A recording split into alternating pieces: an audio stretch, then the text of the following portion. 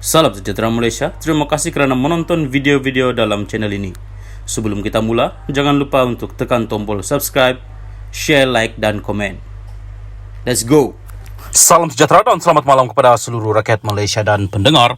Berita seterusnya bertajuk Zahid mohon pasport dikembalikan secara kekal. Berita penuh.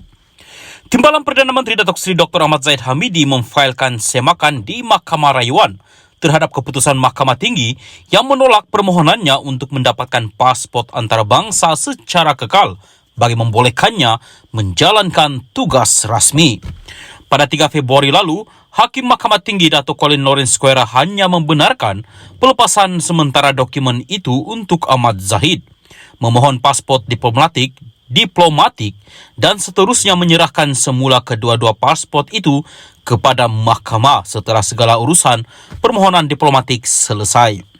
Pasport itu sebelum ini diserahkan kepada mahkamah sebagai syarat jaminan tambahan selepas beliau didakwa atas 47 tuduhan rasuah, pecah amanah dan pengubahan wang haram melibatkan dana Yayasan Akal Budi yang kini prosidingnya di peringkat pembelaan.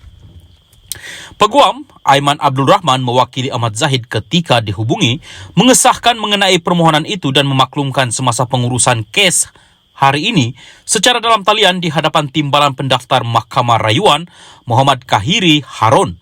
Mahkamah menetapkan 27 Mac untuk pendengaran permohonan tersebut. Prosiding hari ini turut disertai Timbalan Pendakwa Raya Abdul Malik Ayub.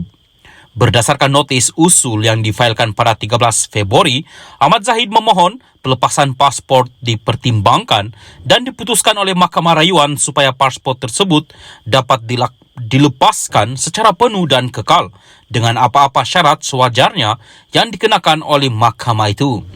Menerusi affidavit sokongan, Ahmad Zahid berkata Hakim Square terkhilaf dan salah dalam menggunakan budi bicara ketika menolak permohonannya untuk mendapatkan dokumen itu secara kekal.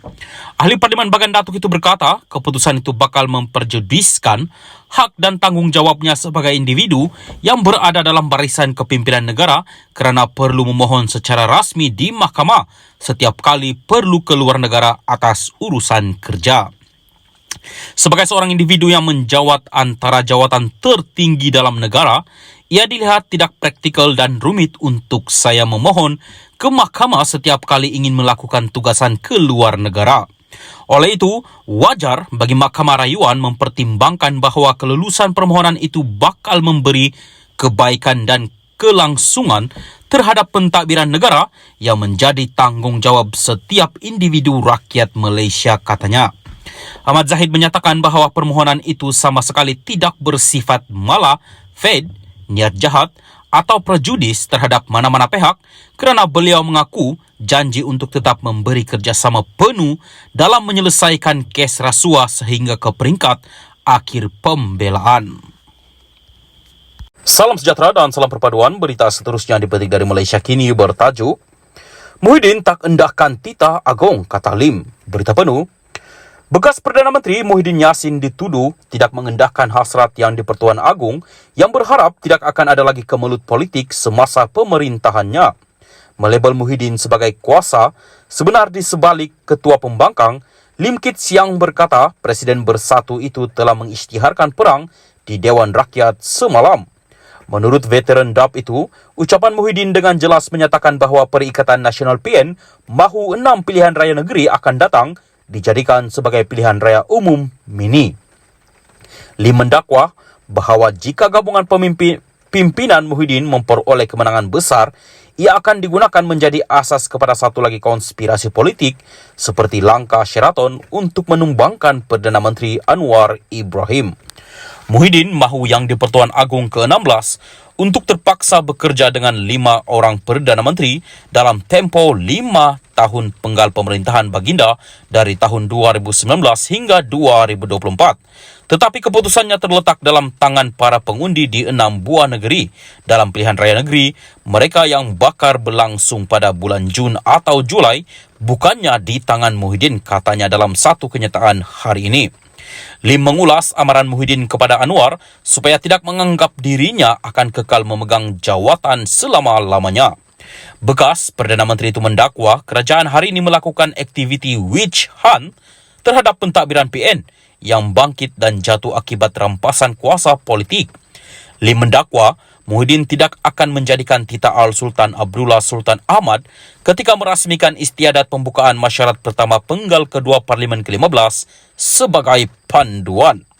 Muhyiddin yakin dengan fenomena gelombang hijau sama seperti pemimpin PN yang mengatakan gabungan itu boleh menawan kerajaan negeri Selangor dan peluang PN adalah 50-50 untuk menawan Negeri Sembilan dan pilihan raya umum Negeri Pulau Pinang, Selangor, Negeri Sembilan, Kedah Kelantan dan Terengganu yang akan diadakan pada Jun atau Julai tahun ini, katanya.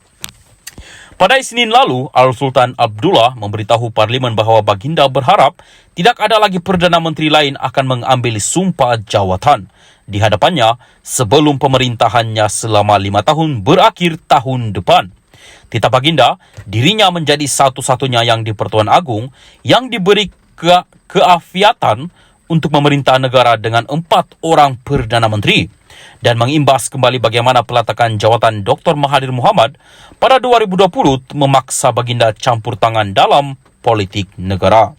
Sementara itu, Lim berkata ucapan perbahasan Muhyiddin menjelaskan mengapa Ketua Pembangkang Hamzah Zainuddin gagal dalam ujian agung untuk memastikan kestabilan politik untuk 5 tahun yang akan datang. Saya telah katakan yang Hamzah telah gagal untuk memberi aku janji bahawa Anwar Ibrahim akan menjadi Perdana Menteri terakhir yang dilantik oleh Sri Paduka Baginda berakhirnya penggal pemerintahan 5 tahun Baginda pada Januari depan, atau berjanji bahawa tidak akan ada pertukaran Perdana Menteri untuk 5 tahun akan datang. Kini, puncak kegagalan Hamzah dengan ujian ini sudah jelas. Ucapan perbahasan Muhyiddin semalam adalah satu pengisytiharan perang yang menunjukkan bahawa dia tidak akan dihalang oleh Tita Diraja yang di Pertuan Agong, katanya lagi.